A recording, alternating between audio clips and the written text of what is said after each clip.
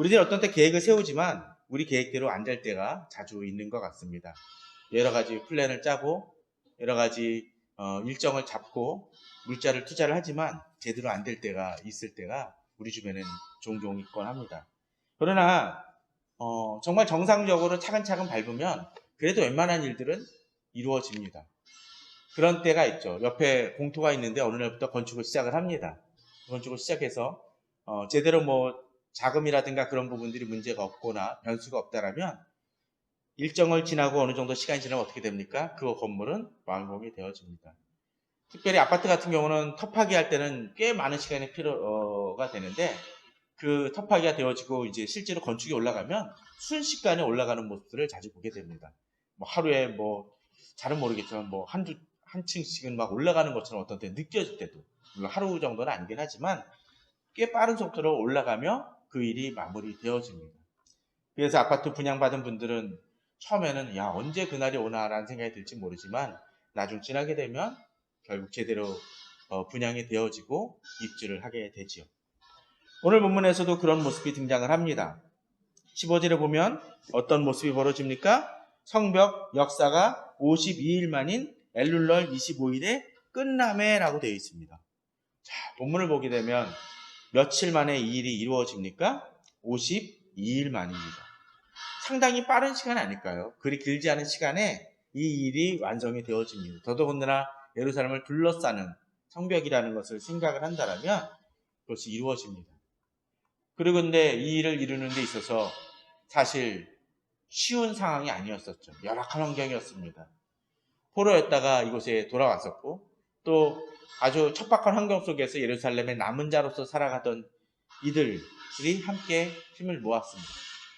그렇다고 또 주변에서 다 도와주고 방해가 없었습니까? 아니었습니다. 우리가 보았던 것처럼 산발락과 도비아의 그 세력들이 계속적으로 협박을 하고 무력을 행사하려고도 했었습니다.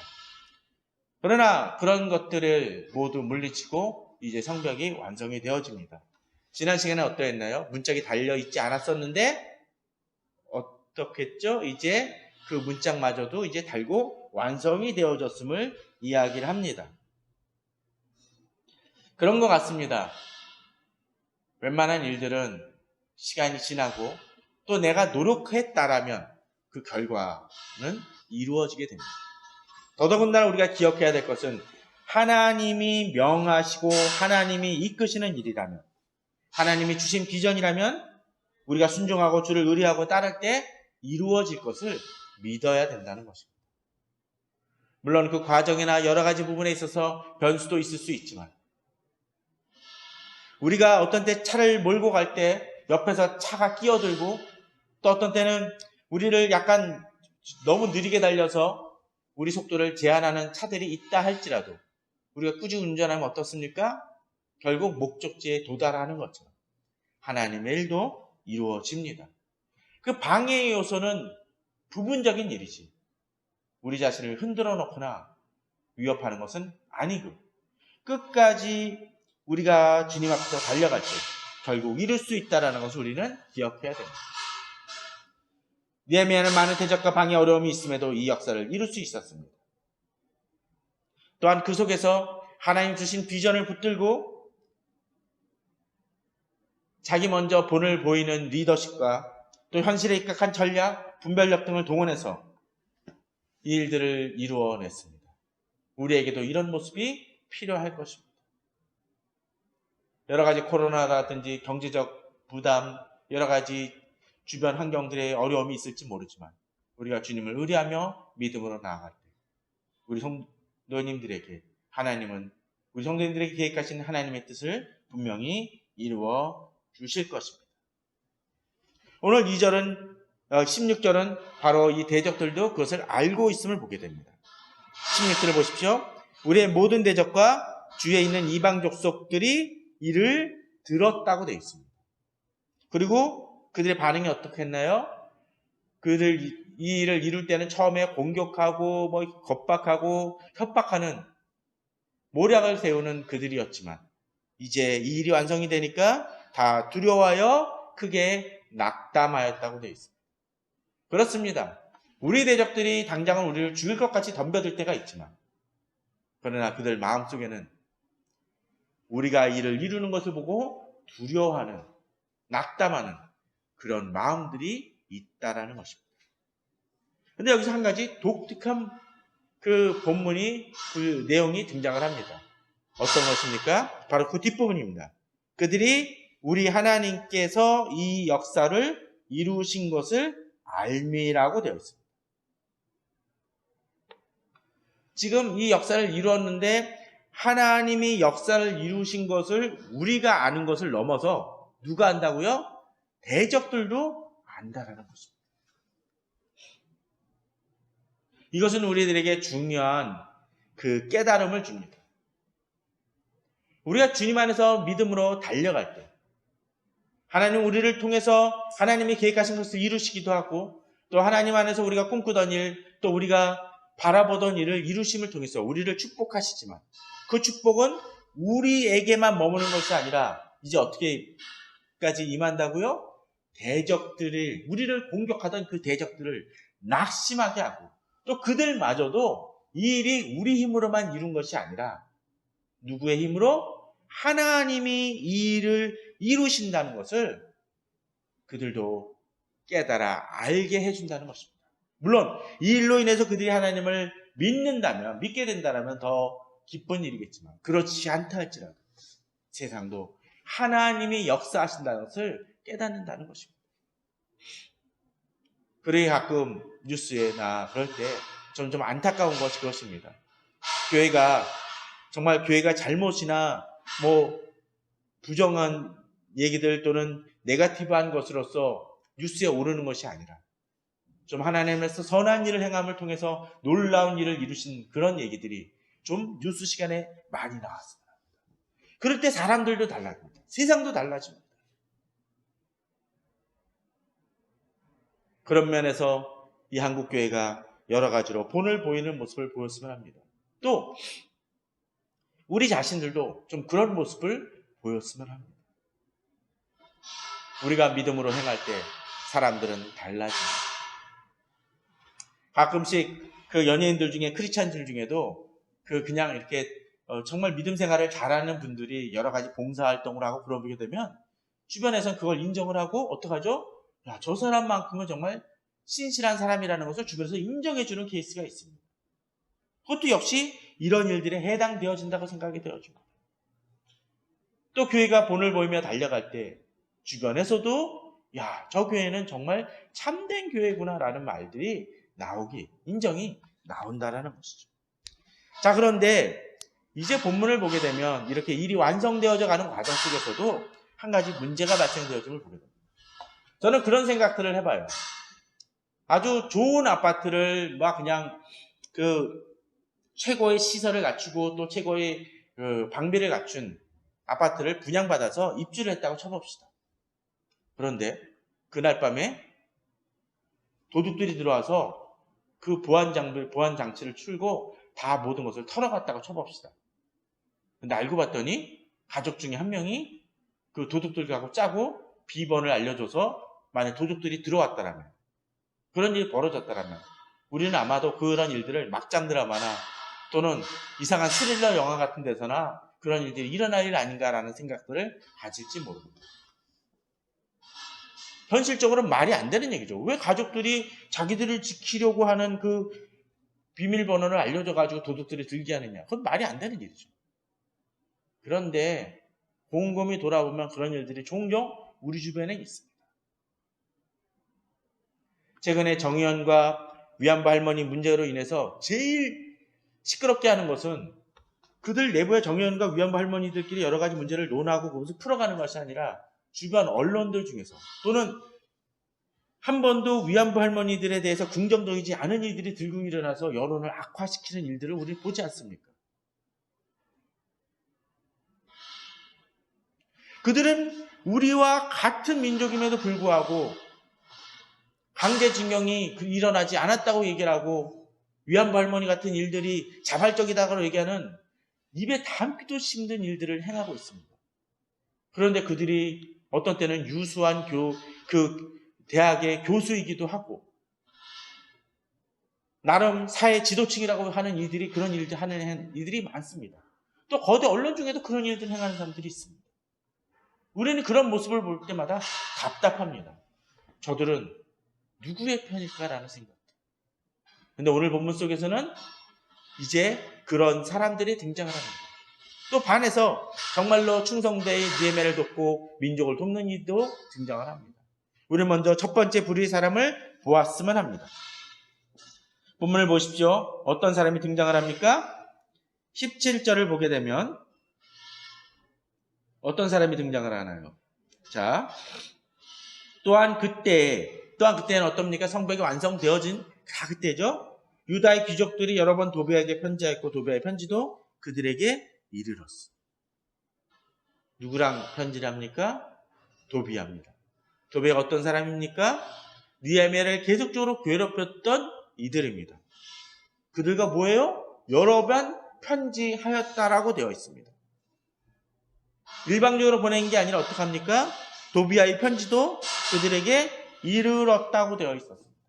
우리는 지난 시간에도 그런 사람을 하나 봤었죠. 성벽 건축이 계속적으로 진행되어지고 있고 막바지에 다다르고 있는데 어떤 사람이 있었습니까? 자기 집에 들어가서 두문 불출하던 사람이 있었습니다. 그렇게 거론했던 이유는 뭐겠습니까? 그가 지도자급에 해당되는 사람이었기 때문이었을 것입니다. 오늘 본문 속에도 그런 사람이 등장을 합니다. 유다의 귀족들이 여러 번 도비아에게 편지했고, 이 얘기가 그런 얘기입니까? 도비아가 잘못하고 네가 잘못하고 있으니 그러지 말아라고 협상하는 겁니까? 아니죠. 18절에 보면 그에 대해서 좀 더 분명히 나옵니다. 도비아는 아라의 아들 스가냐의 사위가 되었고 도비아 아들 요하난도 베레기야의 아들 무술람의 딸을 아내로 맞이하였으므로. 무슨 얘기입니까? 이제 편지하는 것만이 아니라 어떻게 행합니까? 이들과 결혼관계, 사돈관계까지 맺고 있습니다. 물론 어떤 때는 믿지 않는 사람과 사돈관계가 되어지는 경우도 종종 있을 수 있겠죠. 그러나 우리는 이 본문이 어떤 상황 속에서 벌어진지를 생각을 해봐야 됩니다. 우리는 최고의 부를 이루었던 솔로몬이 무엇 때문에 무너진지를 기억하셔야 됩니다. 그는 바로의 딸과 연혼하였다라고 되어 있습니다. 그의 이방 여자인들과 많이 결혼했다고 되어 있습니다. 그때부터 그는 무너지기 시작을 하고 있고 심지어 우상 숭배가 점점 심해지는 결과도 되었습니다. 그것이 반복되어져서 결국은 어떻게 합니까? 유다도 망하고 이스라엘도 망했습니다. 근데 지금 어느 시점입니까? 다시 돌아와서 성벽을 건축하고 이제 나중에 등장하는 에스라를 통해서도 이제 성전 건축을 통해서 다시 신앙을 회복하려는 그 시점입니다. 그런데 이들은 어떻게 합니까? 바로 그냥 이방 족속과 결혼한 것이 아니라 느헤미야와 이 열심을 내고 있는 이 예루살렘 주민들을 괴롭히고 대적하고 회방했던 그 도비아 세력과 연혼관계를 맺고 있습니다. 그건 뭡니까? 이제 느헤미야보다는 그들과 함께 힘을 다하고 있다는 것입니다. 마치 아까 예를 들었던 그런 사람들처럼요. 표현상 신친일파 모습처럼 그런 모습들이 이들에게도 있었다라는 것입니다. 그런데 그런 것 같습니다. 어느 사람과 대화하면 그 사람과의 생각에 대해서 자꾸 동조하고 같이 하게 됩니다. 지금 내 옆에 누가 있는지가 중요합니다. 어떤 사람과 자주 어울린지가 내가 어떻게 살아갈지 어떤 목표를 이룰지를 결정해주게 됩니다. 도비아와 계속적으로 편지를 나눴던 이 귀족들은 결국은 그들과 결혼하고 그들과 하나 되어지는 모습을 보여줍니다. 이들은 처음에 어떻게 했나요? 처음에 성벽을 건축할 때 몇몇 귀족들은 거기에 동참하지 않았다고 되어 있었어요. 또 지난주에 두문불출하면서 실제로 산발락과 도비아의 세력과 교류를 가졌던 이들이 있었습니다. 결국 이들의 모습은 이런 형태로 나타납니다. 근데 이들은 여기서 멈추는 게 아니죠. 뒤에 보면 유다에서 그와 동맹한 자가 많음이라고 되어 있습니다. 이들은 이들만이 아니라 다른 사람들도 동맹하게 만듭니다. 본문은 그렇게 되죠. 아내로 맞이하였으므로 이런 일이 벌어졌다고 되어 있습니다. 지도자에 해당되는 사람이 올바른 본을 보이지 못할 때 공동체를 오염시킬 수 있고 지체들을 시험 들고 넘어지게 할 수 있습니다. 이들이 그러했습니다. 이들이 주님 안에서 바르게 서지 못하니까 결국 이 여러 지체들이 넘어지고 실패하고 느헤미야를 따르는 것이 아니라 이 도비아와 산발랏을 따르는 모습으로 나타날 때가, 함께하는 모습들이 있을 때가 있다는 것이죠. 같은 민족임에도 불구하고 같은 지역에 살고 있음에도 불구하고 오히려 악한 세력과 손을 잡는 모습이 벌어집니다. 교회 내에서도 종종 그럴 때가 있습니다. 가치 공동체가 잘 나가야 될 때 오히려 계속적으로 부정적인 이야기를 하고 오히려 세상적인 기준으로서 교회를 이끌어가려고 하는 사람들이 있습니다. 우리는 이런 문제들을 고민해 봐야 될 것입니다. 자, 그런데 이들이 그저 여기서 머무는 것이 아니라 이제 한 발자국 더 나아갑니다. 19절에 보면 그들이 도비아의 선행을 내 앞에 말하고 라고 되어 있습니다. 누구의 선행이요? 느헤미야의 선행이 아닙니다. 누구의 선행입니까? 도비아의 선행입니다. 저는 이 말을 보면서 그런 생각이 좀 듭니다. 도비아의 선행을 이야기했다라는 것은 도비아가 그대로 착한 일을 했을지도 모르지만 아주 일부였을 것이고, 대부분은 도비아를 미화시키는 그 일을 누구에게요? 느헤미야에게 말합니다. 이 얘기는 이 도비아가 에게 긍정적인 그 마음을 갖도록 계속적으로 느헤미야를 설득하고 이야기한다는 것입니다. 또 뭐라고 되어 있습니까? 내 말도 그에게 전하며. 무슨 얘기일까요? 도비아에 대해서 느헤미야가 가졌던 어떤 생각들을 전달하는 것이 아니라 느헤미야가 행동하는 정보를 뭐 한다는 얘기입니까? 고자질한다는 얘기예요. 지도자가. 귀족들이 이런 일을 행하고 있습니다. 오히려 백성들은 열심을 위해서 자기가 가진 것마저도 제대로 먹지 못하는 그런 어려움 속에서 성벽을 건축하고 있었을 때 이들은 오히려 도비아와 세력을 꾀하고 악한 일을 행하고 있는 모습을 보여줍니다. 최근에 우리는 대구에서 그 생계기금에 대한 돈을 받지 말아야 될 사람들이 받아서 어려움을 일으키는 것을 우리는 보지 않았습니다. 오히려 이 코로나 문제를 해결하려고 발을 걷고 나서야 될 이들이 반대되는 행동을 합니다. 우리 주변에 종종 이런 이들을 행하는 이들이 많이 있습니다. 오히려 열심히 일하는 사람을 회방하고 힘들게 하는 이들이 있습니다. 본문은 얘기합니다. 도비아가 그에게 전하며 도비아가 내게 편지하여 나를 두렵게 하고자 했는데, 도비아가 느헤미야의 어쩌면 은밀한 얘기, 여러 가지 정말 그 백성들과 하면서 해나갔던 비밀스러운 일들마저 얘기함을 통해서 계속적으로 느헤미야를 벌고 회방하려는 모습들을 오히려 이들이 도왔다라는 것이죠. 외형적으로는 귀족들은 느헤미야에게 도움을 줘야 될 사람들입니다.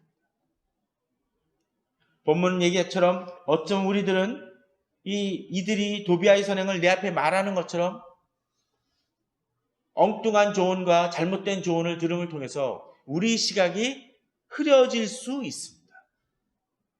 우린 그럴 때 정말로 마땅히 들어야 될 조언인가를 생각해 봐야 됩니다. 본문은 얘기를 하죠. 도비아가 내게 편지해 나를 두렵게 하고자 하였느니란 얘기는 이 느헤미야가 이렇게 얘기하는 사람들의 의도와 나쁜 의도를, 나쁜 생각을 알고 있었다는 얘기입니다. 파악하고 분별할 줄 알았다는 것이죠. 저는 그런 점에서 우리 성도님들이 들어야 될 조언을 듣는 성도님들이 되길 바랍니다. 그 사람이 어떤 때 장로건 목사건 중요하지 않습니다. 중요한 건 뭡니까? 하나님은 하나님의 뜻을 제대로 조언하는 사람인지를 볼 수 있어야 된다는 것입니다. 그것을 보지 못하면 우리는 엉뚱한 얘기를 듣고 넘어지게 됩니다. 우리는 그런 사람들 혹시나 내 옆에 두고 있는 것은 아닌지 생각해 봐야 될 것입니다. 오늘 두 번째로서 이제 또 다른 얘기들이, 또 다른 부류의 사람이 등장을 합니다. 이제 7장으로 넘어가죠. 7장 1절에 보면 성벽이 건축됨에 문짝을 달고, 이 완성됐다는 얘기죠. 문지기와 노래하는 자들과 레위 사람들을 세운 후에, 이건 중요한 포인트를 또 하나 던져줍니다. 자, 문짝을 달았으니까 제일 필요한 사람이 뭡니까? 문지기겠죠. 그 일을 잘 감당한 사람을 세우는 것은 중요합니다. 아무리 좋은 집도 그냥 방치하면 어떻게 되나요? 아무리 좋은 아파트도 한 1년 정도 비워놓으면 어떻게 될까요? 결국은 망가지고 뭔가 문제가 생기게 됩니다. 예전에 제가 그 대학교 때 이태원 쪽에서 방범 아르바이트를 한 달 정도 한 적이 있습니다. 그때 보게 되면 빈집들이 종종 있어요. 그래서 빈집을 밤에 순찰을 갑니다. 그러면 어떨까요? 관리 안 한 집은 망가지게 됐습니다. 누군가 유리창을 깨기도 하고, 문은 더럽혀지고, 잡초는 엉성하고, 뭔가 이상한 쥐 같은 것이 돌아다닐 수도 있고 그렇습니다. 그러기에 이런 것들을 잘 관리해야 됩니다. 또 문지기라는 것 표현처럼 누가 들어오고 나가는지를 제대로 체크해서 좋은, 정말 우리 편은 들여보내고 대적들은 들여보내지 않는 일들을 잘 감당할 사람을 세워야 됩니다. 그런데 이제 이것은 이해가 되는데 뒤에 나온 사람들은 어떤 사람들입니까? 노래하는 자들과 레위 사람들을 세웠다고 합니다. 그는 느헤미야는 이 성벽을 건축하는 것이 그저 세우는 것이 아니라 하나님 안에서 하나님을 영광되게 하고 하나님을 경배하기 위해 세워진다는 것을 알기 때문에 이제 그 여러 가지 것들이 필요한 상황 속에서도 노래하는 자들과 레위 사람들을 세움을 통해서 하나님을 경배하는 데 힘을 쓰고자 하는 마음이 있음을 보여줍니다. 저는 우리 성도님들이 그런 마음을 가지길 원합니다. 코로나로 여러 가지 일들로 바쁘고 힘들 때입니다. 이럴 때일수록 더욱더 퀴티나 기도하는 습관들을 놓지 마시기 바랍니다. 그럴 때 하나님은 우리 성도님들을 더욱 축복하시고 더욱더 주님의 은혜를 베풀어 주실 것입니다. 또한 느헤미야는 한 걸음 더 나아갑니다. 2절입니다. 내 아우 하나니와 영문에 관한 하나님과 함께 예루살렘을 다스리게 하였는데, 이제 사람을 세웁니다. 문지기와 노래한상과 레위 사람들만이 아니라 이 일들을 잘 감당하고 예루살렘을 다스릴 수 있는 사람을 세웁니다. 첫 번째로 내 아우 하나니입니다. 하나니는 언제 또 등장을 했었습니까? 바로 예루살렘이 무너지고 힘들게 되었던 것을 예루살렘에서 와가지고 전달해 준 사람입니다. 느헤미야가 성벽 건축을 할 수 있도록 동기부여를 했던 사람입니다. 그 얘기는 이 아우 하나니가 어디서 살았다는 얘기입니까? 예루살렘에서 계속 살았었기 때문에 그 사정을 잘 알았던 사람입니다. 우리 주변에 끝까지 충성되게 같이 가는 사람이 필요합니다. 우리에게 그런 사람이 있는지 좀 생각해 보시기 바랍니다. 정말로 나와 고통과 어려움을 같이 하는 사람이 있어야 됩니다. 종종 교회에서도 너무나 안타까운 것은 어느 정도 교회가 성장한 다음에 같이 힘썼던 이들을 버리는 경우들을 종종 봅니다. 예전에 어느 회사의 얘기를 들어보니까 그런 얘기를 하더라고요. 회사가 여러 가지 개혁을 하면서 일들을 계획을 하는데 옆에서 좀 잘못되어 나가는 부분들이 있으니까 정말로 그 회사에 함께하고 같이 동고동락을 하고 어려움을 겪었던 그 임원이 조언을 했다고 합니다. 회장님 이런 부분은 좀 문제가 있습니다. 그랬더니 화를 벌컥 내고 심지어는 계속 그 얘기를 하니까 징계까지 내렸다는 얘기도 들었습니다. 회사가 잘 될 수 있을까요? 그럴 수 없을 것입니다. 들어야 될 얘기, 또 같이 함께 있었던 정말 마음이 중심이 이 회사를 사랑하고 공동체를 사랑하는 사람의 얘기를 듣지 못한다면 그 회사는 소망이 없게 될 것입니다. 또한 본문은 어떤 사람을 세웠다고 되어 있습니까? 영문의 관원 하나냐라고 되어 있습니다. 예루살렘 함께 다스리겠다고 그러죠. 근데 하나냐에 대해서 뭐라고 되어 있나요? 충성스러운 사람입니다. 저는 우리 주변에 이런 사람들을 많이 두길 바랍니다. 주변에 여러 가지 조언 많이 하는 사람이 있죠. 뭔 일만 하면 여러 가지 조언도 하고 참견도 합니다. 그런데 그 사람이 정작 어려운 일이 됐었을 때 돕지는 않는 사람을 봅니다. 내가 힘들 때 여러 가지로 도와주고 발을 벗고 나서고 힘을 써주는 사람이 진정으로 한 친구입니다. 그래서 일부만 도와주는 것이 아니라 함께 해주고 동고동락을 해주는 사람일 때 제대로 된 사람입니다. 바로 이 하나냐는 그런 사람이었다는 것이죠. 그런데 우리는 그리스도인에게 한 걸음 더 나아가야 됩니다. 어떤 것입니까? 오늘 본문 속에 보면 충성스러운 사람이요 또 뭐라고 되어 있습니까? 하나님을 경외함이 무리 중에서 뛰어난 자라고 되어 있습니다. 많은 교회가 이런 두 가지를 잃곤 합니다. 충성스러운 사람을 놓치기도 하고 그냥 사회적으로 뭐 귀족들이라든지 그런 사람들만 원할 때도 있는데 두 번째 이게 필요한 게 뭡니까? 하나님을 경외함이 있어야 된다는 거죠. 근데 뭐 교회에서 직분자 뽑게 되면 또는 목회자를 뽑게 되면 다 하나님을 믿는 사람이지라는 데는 동의합니다. 그런데 오늘 보면은 거기서 한 걸음 더 나아가죠. 뭐라고 되어 있습니까? 하나님을 경외함이 어디서? 무리 중에서 뛰어난 자라고 되어 있습니다. 우린 사도행전에서 그 집사들을 뽑을 때를 기억해 보십시오. 말씀과 은혜가 충만한 자, 말씀을 열심히 보고 기도에 힘쓰는 이들이라고 되어 있습니다. 일하는 사람은 능력자만 뽑는 것이 아닙니다. 그런 사람들은 나중에 머리만 남기 쉽습니다. 그것을 계속적으로 잘할 수 있는 힘을 줘야 됩니다. 그게 뭐? 바로 말씀과 성령이 그 충만한 자이고 하나님을 경외함이 다른 사람들보다 특심할 때 가능합니다. 바로 이들에게 느헤미야는 이 일을 맡깁니다. 성벽을 건축할수록 성벽을 건축한 이 성벽을 잘 관리할수록 맡긴다라는 거죠. 그래서 3절에서는 이제 구체적인 일들을 맡기며 돌보게 합니다.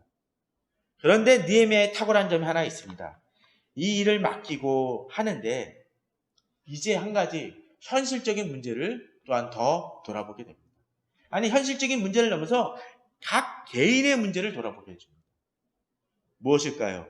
오늘 본문을 보면 또 예루살렘 주민이 각각 자기가 지키는 곳에서 파수하되 그 지키는 곳이 어디입니까?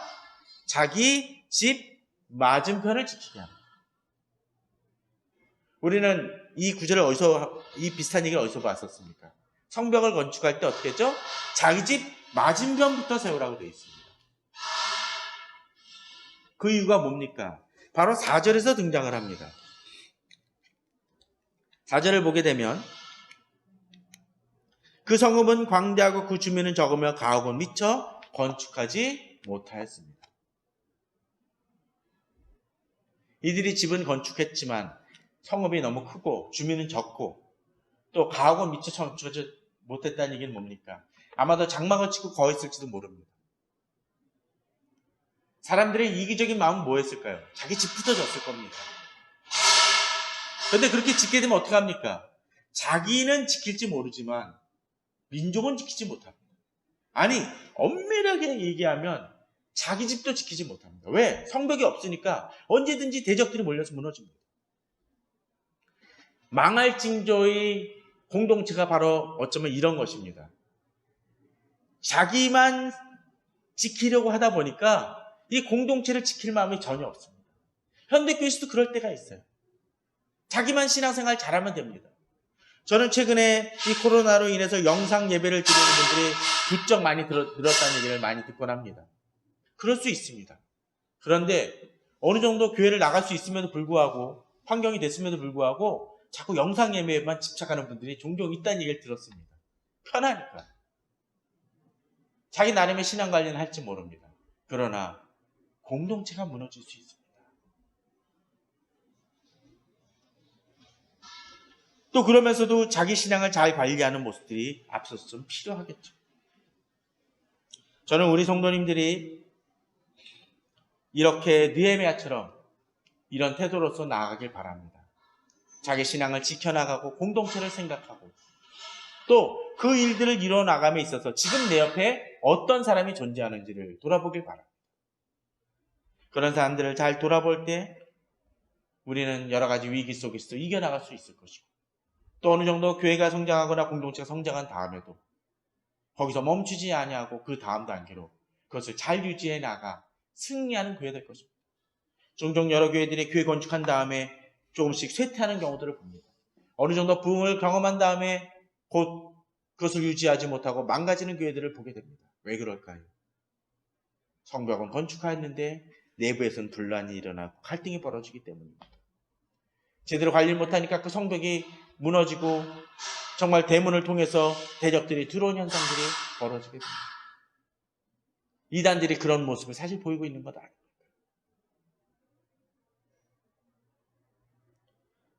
우리가 이 위기 속에서 또 주님이 우리에게 보여주신 비전을 바라보며 같이 달려갈 동역자가 누구인지를 돌아보며 공동체를 세워나가는 또 각 개인을 지켜나가며 자기 집 맞은편을 제대로 지켜나가는 우리 성도님들 되시기를 주님의 이름으로 축원합니다.